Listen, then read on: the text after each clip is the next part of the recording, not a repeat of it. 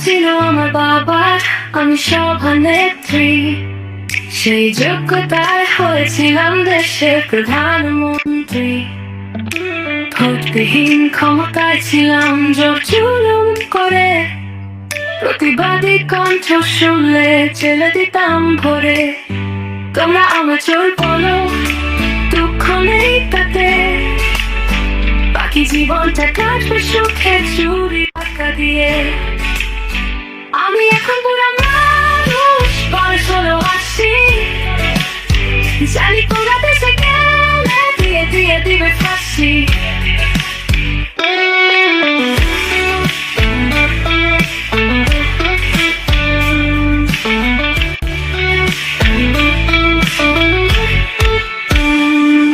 আমার তোমরা মাফ কর, ক্ষমা করো হে, মরার পরে জায়গায় দিও আমার বাপের দেশে।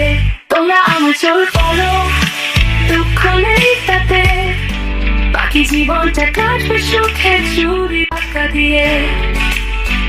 আমি এখন পুরো মানুষ, বয়স হলো ৮০।